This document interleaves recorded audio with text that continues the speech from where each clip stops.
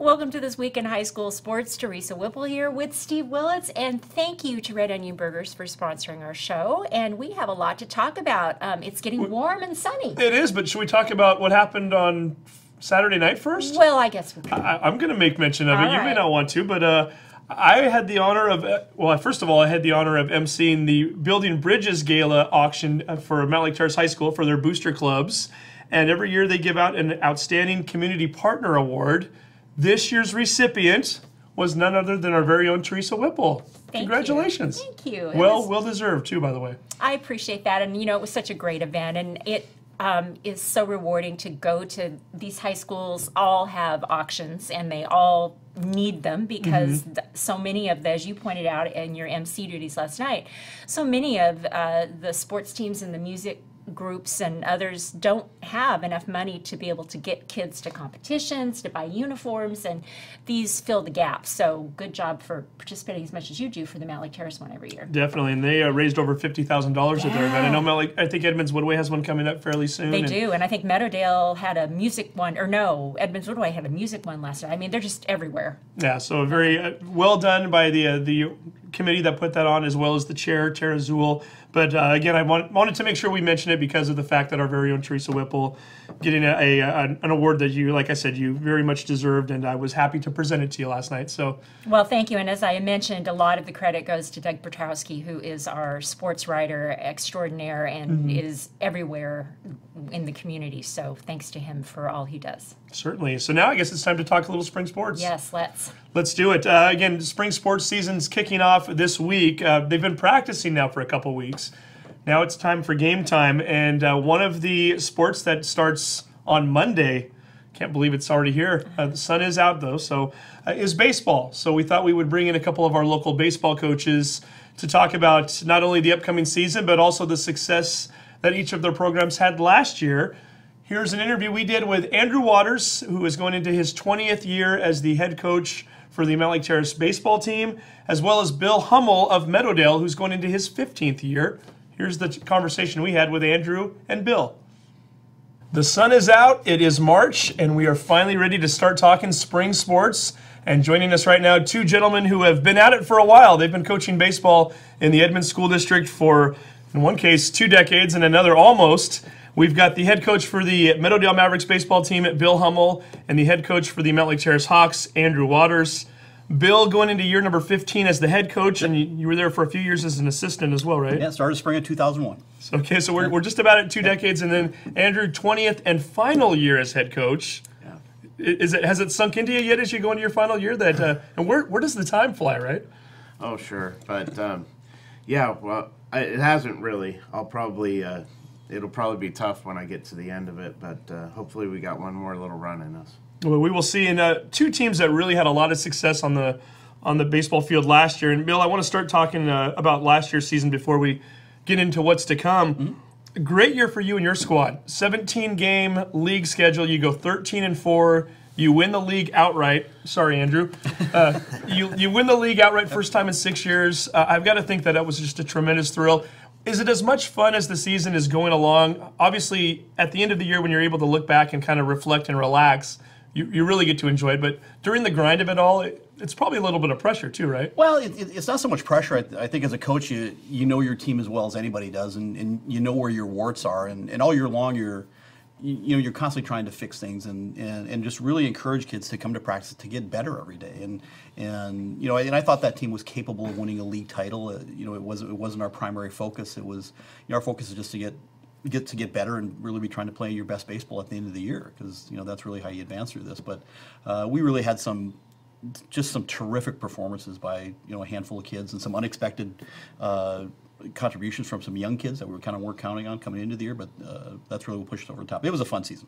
Great group of kids. I know we had a chance to talk with Tommy and Travis and Will and some of the other guys during the season. It seemed like a fun group to coach too. It really was. That for the most part, that's really what it was. And, I mean, Tommy Travis, Will and Travis were 4.0 valedictorians. Tommy was that far behind them, and they were just really easy kids to work with. They were so coachable, but the best part of it, they were terrific leaders. I mean, kids followed their example, and part of it was just perform well, and kids will follow, and they all just had terrific seasons. So. And districts can always be so brutal in the sense that it's a double elimination, and in baseball, it doesn't take much. On any given day, if a ball gets hit just to the right or the left the wrong way, it's the difference between a win and a loss. You didn't quite make it out of districts and into state. Does that tarnish anything that took place last year? Because again, just those kids and the talent they had and the success they had, I hope that they're able to look back on it now and think, not that we didn't make it to state, but hey, we did some incredible things during the season. It was a hard way to end a really fun year. And I remember talking to the kids at our banquet that, kind of what happened to us at the end. We had a 4-0 lead go to the bottom of the 7th that we couldn't hold. And honestly, that happens about once a week in the Major League Baseball season. In high school, it's pretty rare.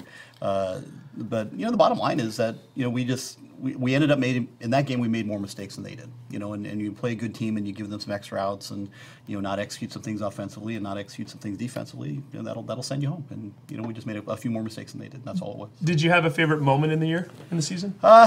Tommy Dimmick he had such a good year. I mean, it's really rare for kids to have a terrific year on the mound and a terrific year at the plate because at some level, especially if they want to play college baseball, they kind of go one way or the other. They concentrate on their pitching or on their hitting, but his performance, on the mound at the plate was just amazing. He had a walk-off 2-run home run against Edmonds-Woodway. That was such a good moment for him. I was so happy for him there. And then we go to our district tournament. And he takes a no-hitter into the bottom of the 7th after hitting a grand slam in the first inning, that kind of carried us to victory. Had some fun moments against Terrace. Really odd. 2 years in a row we've won 1-0, where the same kid, Tommy, has pitched, and Travis Hagan hit the solo home run to win the game. That's right. It hit 2 years in a row. I mean, it's just weird how baseball happens. But a lot of fun moments like that. Great. Well, not necessarily your favorite moment, probably, with Travis hitting that home run, but you had plenty of good moments, though. Mountlake Terrace team that made it to the state championship game last year. Talk a little bit about your season. Again, 11-6 coming out of the regular season. You're a 2A school that was playing up at 3A. Did you have any idea going into districts that this was a team that was capable of making it to a state championship game? I don't know. I felt like we were capable. I mean, I felt like, I don't know, any given year, really, if you hit your stride at the right point at the end, as Bill talked about, you play those 20 games and you hope you qualify to get in the tournament, but then really when you get to the end, you want to be playing your best and you want to put your best foot forward at that time. And we kind of survived actually the first 3 playoff games and just kind of got by, but then we really put it together to go and beat Anacortes, and that was really a turning point for us. And then what happened after that is just unbelievable, really. I mean, it was really special, but it was a great lesson with a great group of kids that worked hard and bought into how we were going to get this done. And it was such a great run, and they were so positive, and the confidence level just was skyrocketing at the end of the year like you would want it to do. And it was really fun. Yeah, it was a lot of fun. Remind me, I'm trying to do this off the top of my head. I know you've made it to the quarterfinals in the past, correct? State quarterfinals. We made it to the round of 8 once. Yeah. And you've come close a few other times. And I know, even if I remember correctly, and maybe I've got my rounds mixed up, I think when you made it to the quarterfinals, was that the year that I think it was Federal Way hit the home run late in the game, or was that? Oh no, that was in 2001. There's been so many years. When we made it to the round of 8, we lost to Kentwood in 2010, and they were very good. So it was a big score. It wasn't close then. So bottom line, though, one time in the quarterfinals, you've made it to state in the past. Over the course of 20 years, to finally get to the state championship game, I've got to think it's even more gratifying when you've waited as long as you have. Maybe, do you appreciate it more in year number 19 than maybe you would have in year number 1 or year number 2, knowing how difficult it is to get there? Yeah, I suppose so, because it is. It's really difficult. I think getting through a state regional where you have to win 2 games on the same day, that is extremely difficult. You show up to a park and there's 4 really good teams that show up, and only one of them is going to get to move on that day. And so, you know, you focus so much on win that first game, and we played such a great game that morning up in Bellingham and won that first game. And then, you know, a lot of things went our way that day. And in that second game, we really put together a great ball game and got those 2 wins up in Bellingham. And I'll never forget that. It was really special. And, you know, after 20 years, yeah, you don't take that moment for granted at all. So. And similar question to what I asked Bill earlier, and I was at the state championship game over in Yakima. A 2-0 loss, if I recall correctly. Was that 2-1? 2-1, that's right. 2-1, so very close. Watching you and the players walk off the field and the look of dejection on everybody's faces, and obviously when you come that close to a state title and don't get it, it is difficult. But having the chance to look back now months later and to recognize the accomplishment, because again, it's not easy to get there. It's something that hadn't been done in the previous 20 years. Are you, and do you think your players are able to reflect now and go, hey, pretty cool, we made it to a state championship game? Oh, I think so.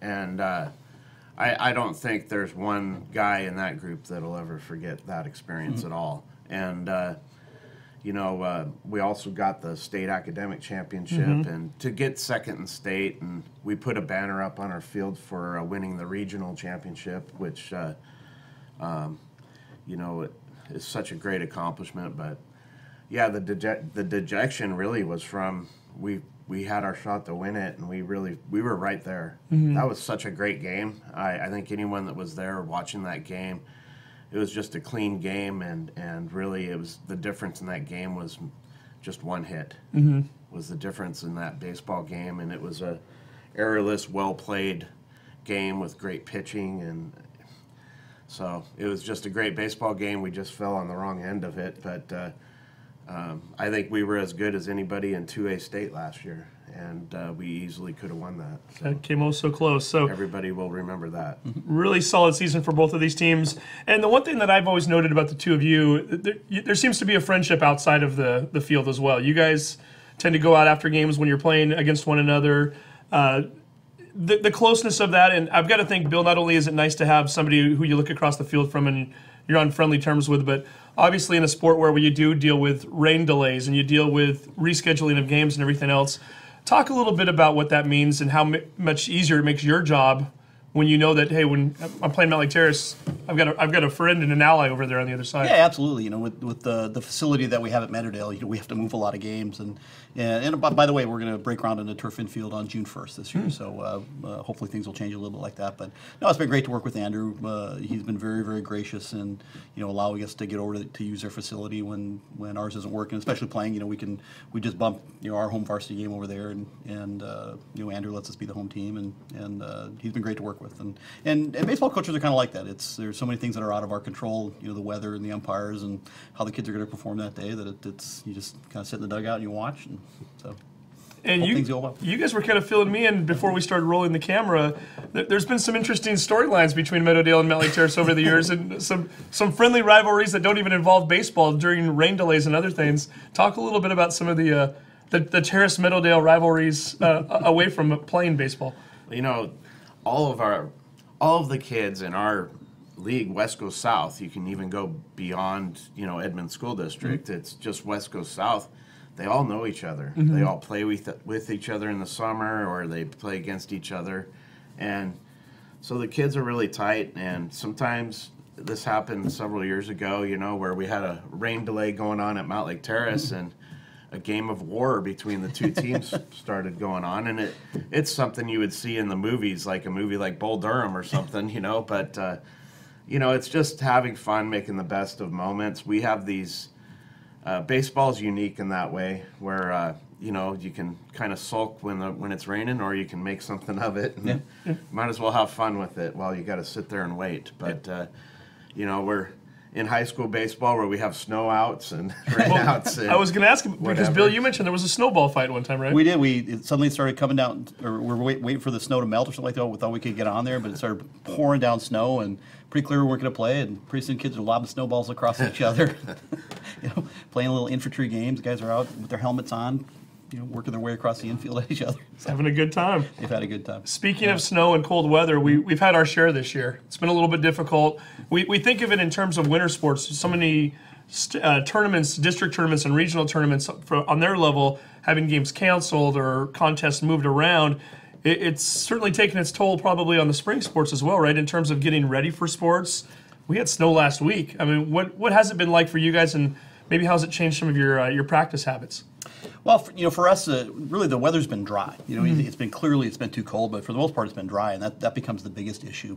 And like I said, our field does not hold water well at all, but we have the new Meadowdale play fields that are basically just across the street. So we've been holding the bulk of our practices over there, and so we've been able to get the work done that we needed to get done.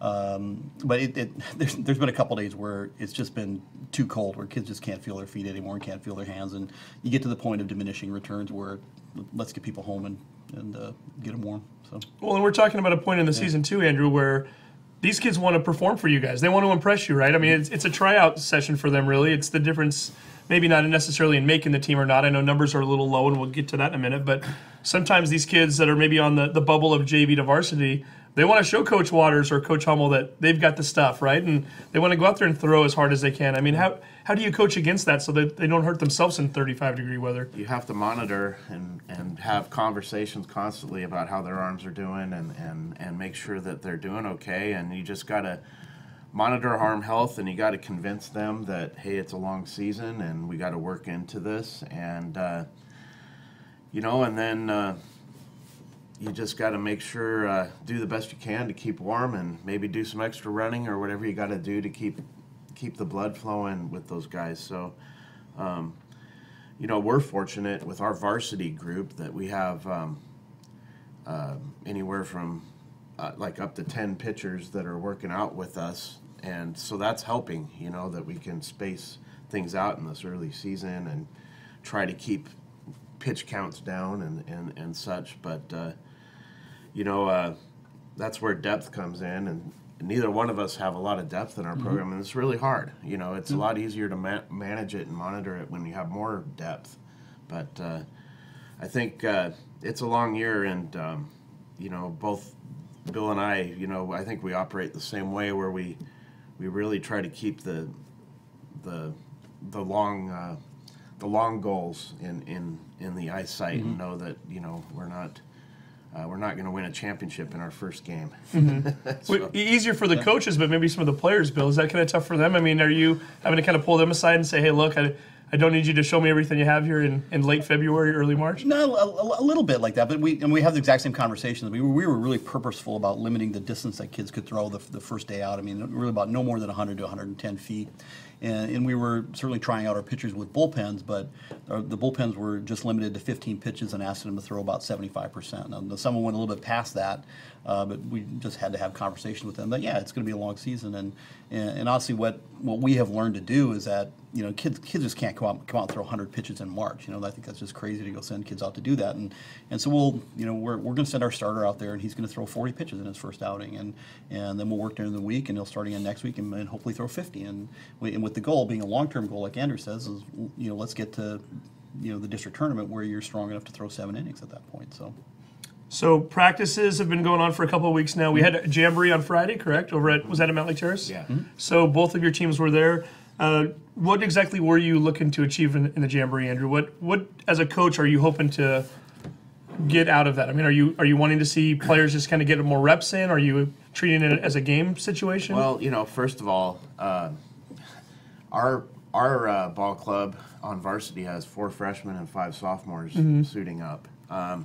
They need to get their feet wet. I mean, they need to put the uniform on and get an idea of what varsity baseball game time is like. And so that's really critical. And then, we early on in Jamboree, we weren't positioned very well, and we made mistakes. And, and so it is the best way to teach, to be able to write down mistakes that happen in live game situation, and then to be able to pull them aside and go over those items. It's the best teaching moment you can possibly have, I think. And Jamboree's just, it's a little better than a scrimmage, because you're facing an opponent or a rival. Or, You can see or some other whatever, arms for the first time. And we've been able to do a lot of live scrimmages, with the nice Yeah. weather, but at some point you got to see other teams. So. And so for us, the Jamboree was great, and I think that it just gives us just one little quick half step before we get into our first game, that we had a little bit of an experience to just get out there and feel it a little bit.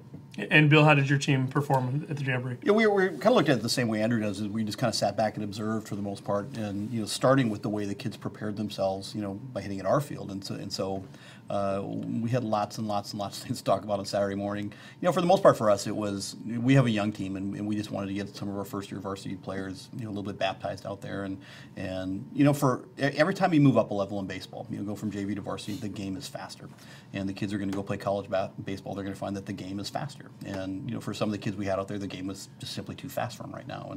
And so you just want them to get used to what varsity competition looks like, and so they'll just get better from there. So the Jamboree is in the books, and now we start to head into the baseball season.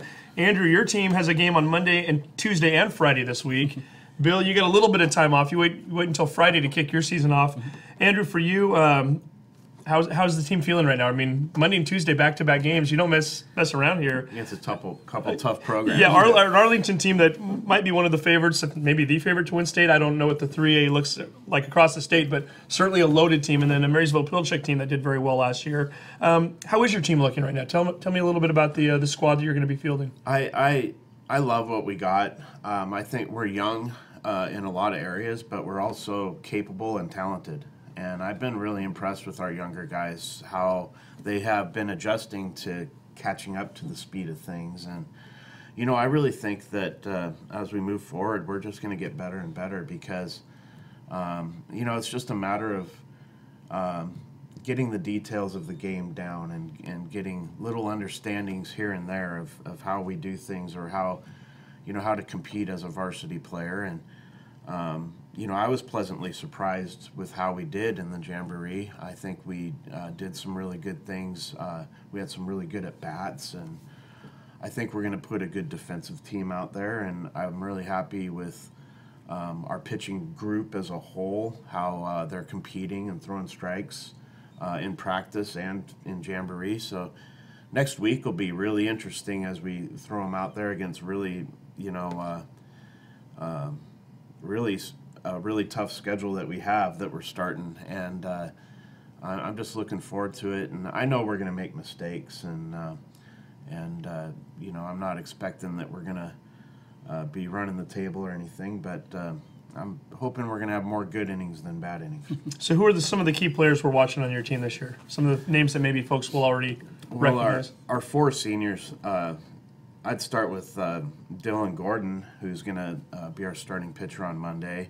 And, he was our closer and saved a lot of games for us as we made our run last year. And he's going to step into a starting role, and he looks great right now. He has been working hard in the off season, building his body, and I think he's going to have a really good year. And so, and then behind him, we have a lot of guys working to get their arms in shape, and it'll be beyond Dylan. I think we have a lot of options to go to from pitching that'll be interesting. But some of our other seniors, Jesse James Martineau, who is going to be a third year letterman for us, and he's been one of our better pitchers for the last 2 years coming into this year, and he's working to get into shape. But he's also really locks down first base for us, especially defensively. He's really good over there, and so it's nice to have a guy like that we can count on there. And then Jonathan Kumai, who's in his fourth year as a varsity player, and I think he was one of our best hitters last year, and he's ready to go again this year. He's going to take over and be our full-time shortstop. And then Lane Zushin, who played quite a bit for us last year, and is just the other senior. And he's a second baseman, but he can play some other spots for us, and he might catch a little bit. So those four seniors are really a a core group that they're all going to have good years, and they're really doing a good job leading the group. What we do, and then beyond that, I love some of our younger players, but we got some sophomores that are going to be real key players for us with Ryan Kikation and Caden Alley and Ethan Dunn, to name 3 of them, and there's more, but those 3 guys are looking really good to me, and they're going to help us sustain something good, I think, for this 2019 season. Okay, and how about you, Bill? You've got a few more days to work with your team, right? Not until Friday do you take the field for real, but what kind of a team are we looking at this year? We're a young group. I mean, that was a good senior class that we graduated last year. I think we graduated 8 seniors. So we have a lot of inexperienced kids here. We only have 2 seniors. Finn Wendt is our senior first baseman, and Finn had a good junior year. He kind of went out and grabbed that first baseman's job, competed really well for it, and just kind of took that job over the second half of the season. And so he'll be terrific defensively and a good hitter as well.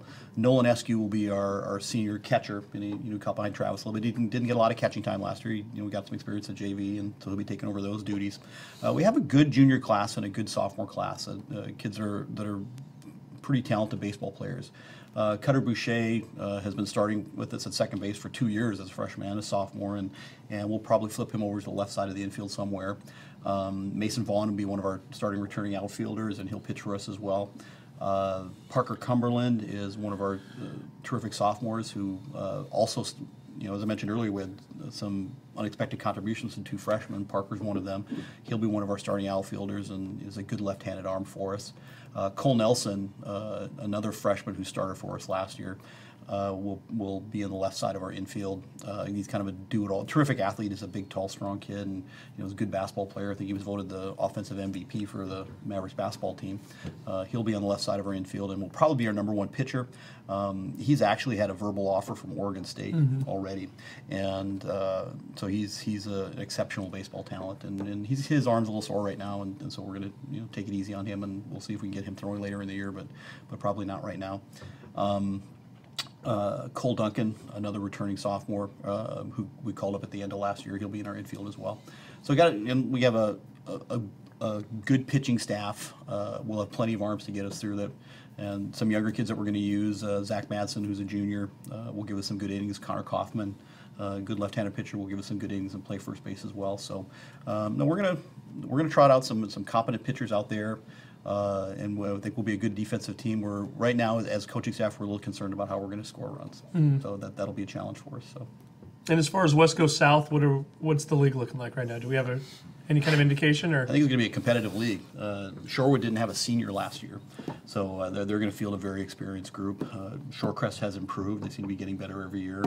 Edmonds-Woodway, kind of had the bulk of those kids who went to the Little League World Series 3-4 years ago, so they're a really talented group as well.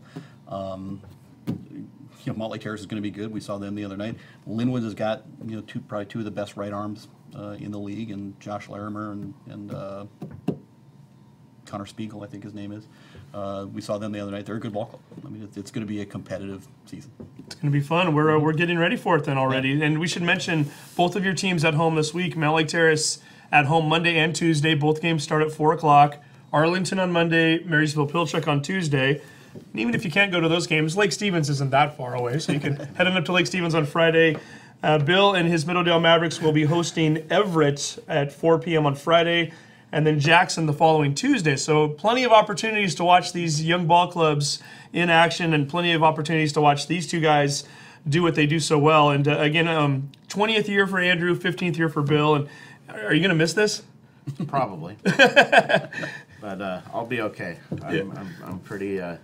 I'm ready to move on and do some other things, but Mrs. Waters will have more projects for you around the house and things like that. Yeah, sure. We'll see how it goes. But again, baseball season coming up, starting this week.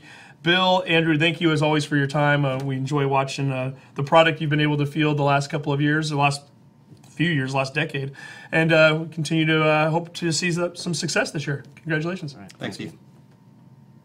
Those coaches have really done a lot for the kids in this community for so many years, and to be at it out in the cold and the rain and dealing with all the things they have to deal with spring sports is pretty impressive. Yeah, and we certainly we'll be talking a lot more about that over the next couple months. And how many times have we talked about 3 games that were wiped out all in 1 week because of the weather, and especially with Meadowdale, with their field being what it is. I know a lot of times they're able to go over to Mountlake Terrace to use the turf, and I think as Bill mentioned briefly during the interview, but we talked about it even more so off camera, the fact that Mountlake Terrace has always been generous with that field and trying to work in double headers when need be, or have the 2 teams, if they're playing one another, to flip fields just so that they can play on an artificial surface.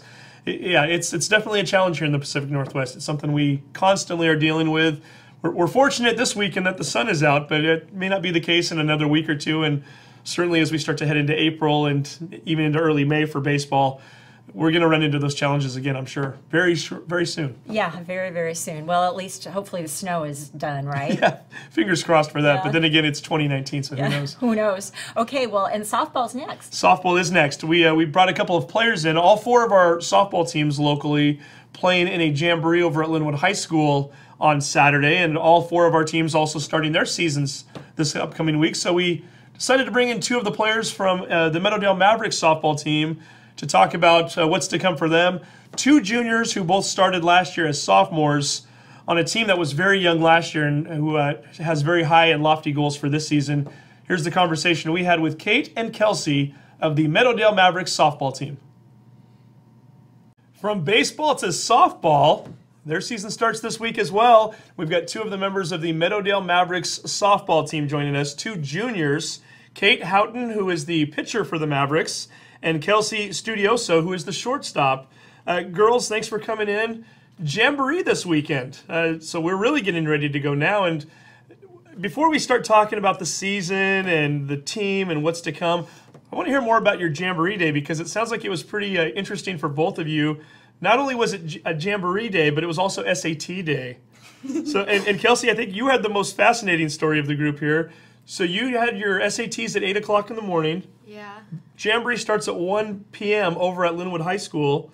What time did you leave Shorewood High School to get to your Jamboree? 12:43. 12:40, and you and I made it. Coach Hopkins put you 4th in the lineup, right? So Yeah. Talk a little bit about the next 20 minutes and what that was like. I got out of my car. I started running. I saw him at the plate meeting. I go into the bathroom to change, and one of my teammates comes in, and she's like, "You're up to bat," and I was like, "Oh my gosh!" So had to hurry, go out, and I get a hit, get a single. So that was exciting. No practice swings, no time to warm up or anything. Nothing. Just grab a bat and go up there. And she still gets a single. And then you had a pretty good first inning in the field too, I heard, right? Yeah, I made a diving catch at shortstop, so that was exciting. So we just need to have Kelci take SATs every pregame, and great things tend to happen. Kate, you were no different, right? You took your SATs also? Yeah, I took it at 8 at Juanita, and I sprinted into the dugout, and immediately he was like, "Are you ready to throw? Can you go in cold?" And I was like, "I'll try my best." It was interesting. Did you get a few warm-up pitches at all, or? Yeah, I warmed up for like 5 minutes, and then. Did okay? Yeah. Okay. She was all Wesco pitcher last year, so there's that. So I guess it doesn't take much warming up. And speaking of warming up, and we talked about this with the baseball coaches earlier in the show, it's been a pretty cold winter. Not only winter, but just even into late February, and as you're trying to get ready for the softball season. How does that affect you two as players and your teammates as far as preparation? And Kate, maybe that's a good question for you as the pitcher first. What has it been like for you trying to get ready to go for the softball season, knowing that it's constantly 25 or 30 degrees outside and chilly? Yeah, well, it did snow last week, so I think we had like 1 or 2 practices inside, and I could work with the catchers inside and pitch. And so has it limited to some of the things you've wanted to do on a mound? I mean, obviously, you can simulate the throwing inside, but you're not really in the same atmosphere. I didn't get to pitch on dirt until a few days before the Jamboree, and that was like the first time that I had been outside since like the fall. Mm-hmm. So it was just getting used to that again. Kelci, what about you? I mean, as a shortstop, as somebody who spends a lot of time at the plate, are you going to batting cages? What are you doing to try to get ready when it's cold outside? When we hit at practice, I just use my old bat so I don't break my new one. And just stretching, like before practice, making sure that we're not like pulling any muscles or anything. and just like working hard, because when you work hard, then you're warm. So that's it. Getting warm and getting ready to go for the season. Season starts on Monday, by the way. They've got a home game against Roosevelt, 4 o'clock. And looking back on last season for a moment, Meadowdale's interesting. The bar's been raised there. State championship in 2016 while the two of you were in middle school. I'm sure you both probably followed that team a little bit while they were there, right? Yeah. 3 years earlier than that, they take third at state. I mean, this is a team that 6 straight trips to the state tournament up until last year. You go 12-5, and you end up getting knocked out in districts. For most teams, they would be elated to have a 12-5 season. At Meadowdale, it's one of the worst seasons they've had in almost a decade. Is there a little extra pressure, Kelci, when you play for the Meadowdale Mavericks, knowing that people have just such high expectations for this squad? A little bit, but I think like when we work hard, we play really well. So those little mistakes can get us, but 12-5 is not bad. So. No, not at all. I would have, Kate. I would have loved 12-5 back when I was in high school. I mean, did you feel pretty good? I mean, again, it was your sophomore year. It was a young team last year too. Really, at 4 seniors, and only 2 of them really started. I mean, when you start to kind of put it into perspective, I mean, did you feel like it was a pretty solid season for the Mavs? It was pretty good, but it was a little disappointing not to go to state after going for 6 years in a row. Coach Hopkins ever remind you the team last year that it was you're trying to keep that tradition alive, or? Yeah. We hear it sometimes. Came 1 game away, by the way, so it wasn't like they missed it by much. When you start to look ahead at this team, what kind of a team are we looking at this year? What are the expectations? And Kate, well, maybe we'll start with this. I'll have the two of you talk about each other for a moment. Kelci, we mentioned it a minute ago. Kate was an all-Wesco pitcher last year, and the two of you have known each other since 3rd grade. 3rd grade, yeah. And you've been playing softball with each other pretty much for as long of a time. Tell me a little bit about Kate Houghton. What kind of a pitcher is she? What kind of a teammate is she? Kate has grown a lot since, obviously, 3rd grade. But just like in the last year, you can see she's more confident on the mound. She has a killer rise ball. Awesome. Just a really good leader on the field to have in the mound. So, yeah. Gets the job done out there. Yeah. What about Kelci? Kelci always is the hardest worker. She inspires, like, all of the new players just to go all out at practice, and is really good leader. You know, she Pretty good with the glove. Yeah, she's not afraid to dive and get dirty. Does that give you a little more confidence as a pitcher when you know you have somebody like her behind you? And I know I can always trust the field. And what kind of a bat does she have? What kind of a player are we watching when we watch Kelci at the plate?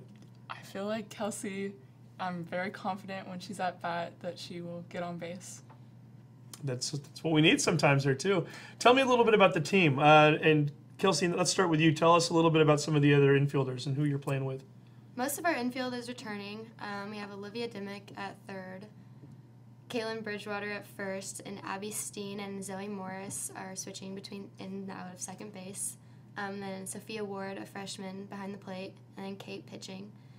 I'm very confident in our infield. I think we have a solid infield to work with, and not much should get by us. Sophia is doing good behind the plate, so that's really good.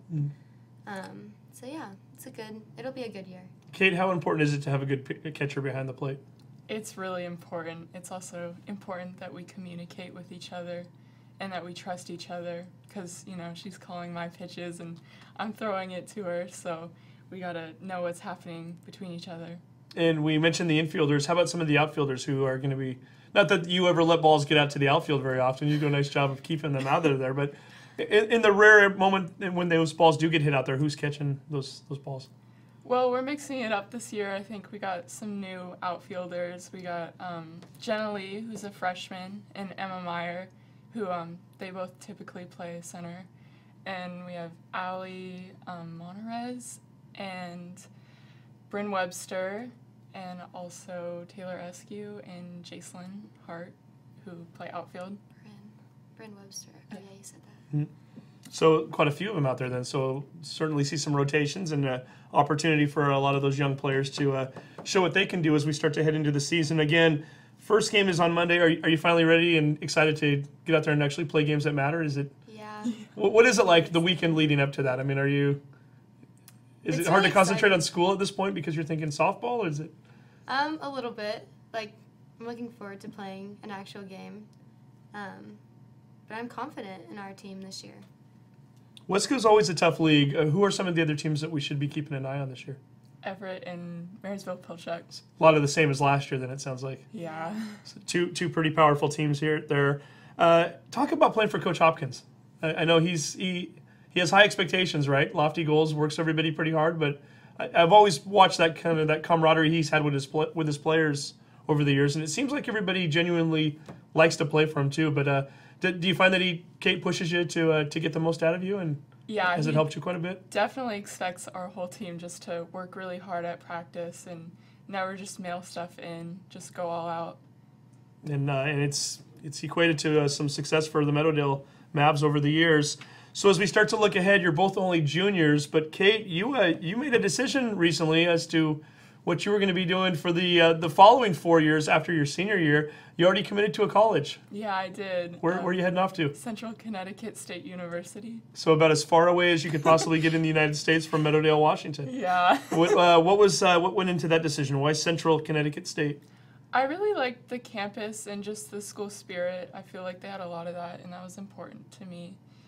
And I feel like it'll be fun just to go somewhere new. It'll be an adventure. So I'm very curious on this. Did they find you or did you find them? I mean, did they have scouts out here in Western Washington looking for great softball players? No, I had a tournament in Boston, and they saw me there. Okay, that makes sense. Started recruiting you, and away you go. Yeah. So you're happy with that decision. And what's the team nickname? Do we know? I'm not sure yet. She's got a year to figure that out. So, you've already made that decision. And Kelci, I would imagine softball is something that you want to pursue after next year. You do have a little bit of time left, so you don't have to make that decision right away. But what kind of factors are you going to be looking at when you start to think about where you might want to spend the following 4 years? I just want to look into the area that the university or any college is in. I want to go to a 4-year, somewhere warm with a beach, California. So I was going to say, that sounds like California. Yeah, California. I really want to look into that. So California schools, if you're out there, she hasn't committed yet. She's a heck of a player. So again, both of you had great seasons last year. 12 wins in league play, never too shabby there. And this is a team that certainly has expectations of competing for Wesco this year. It's going to be fun to watch. Again, they are playing home against Roosevelt on Monday, at Glacier Peak on Wednesday. Glacier Peak's always a tough team. And then you've got another home game on Friday at 4 p.m. against Kamiak. So if anybody wants to get out there and support the team and to see what kind of a squad they have this year, there are your opportunities this week. Kate, Kelci, thank you very much for coming in, and best of luck to you this season. Thank you. Thank you. Hard to believe that players could go from SAT tests to jamborees. That's impressive. Can you imagine? That's a busy day. Yeah. That's a little bit of, I would say, pressure with the SATs. Yeah. Certainly with the softball jamboree, maybe not as vital for them. Doesn't count in the standings, and they're still working through some things. But yeah, to get done with your SAT and to have that weight lifted off your shoulders, and then I'm sure there was mom or dad or whomever is sitting over there going, you need to get over to Linwood High School now, and you need to get there quickly, looking at the watch. So, yeah, I commend both of them. And, hey, for Kelci, I mean, talk about a story you'll have for years to come. Yeah. Olivia Dimmick comes into the restroom, and, hey, you're up to bat. Yeah. And not only do you fly out of there, but then you get a base hit on top of it all. And, yeah, again, it was a meaningless at-bat in terms of in the standings or in terms of her stats, but I'm sure it's an at-bat that she'll be talking about for many, many, many years to come. And we've heard that story actually with especially the girls who are going to prom, toward the end of the season, right? Meadowdale ran into that at the playoffs, and they're changing on the way. Game, yeah, right. Yeah. So that's amazing what they all balance, these students. And I feel like this was a little deja vu anyway, because I think over the last couple of years we've had stories or conversations with softball players. Jamboree is always on the same weekend, and it just happens to coincide with many of the SAT testing. Yeah. So I think this isn't the first time that we've seen or heard stories like this, but to hear one with that kind of a success story, it's a little bit interesting. So it's something that they have to deal with from time to time. Yep, and so now we have sports getting underway for the most part this week, right? We do, and again, it's a great week for it. It sounds like it's going to be relatively dry this week, which is nice. We've got girls tennis that's getting underway, boys soccer, boys and girls golf, and boys and girls track and field. So again, kind of an exciting time of year. Everything's new. Everybody's 0-0 in the standings right now, and hope springs eternal. Everybody's looking forward to doing big things, and hopefully we'll have some great success stories to come from all 4 of our schools, and looking forward to covering their spring sports all over the next couple months. Yes, we are. And if you want to check schedules, you can always go to Wesco Athletics, and that website has all of the sports, the scores and the standings, and you can see where Rosters, the teams are, everything else, rosters, yeah. everything. Yeah. Okay. Well, stay warm, everybody, if you're out there with your blankets in the stands watching spring sports, and we will see you next week.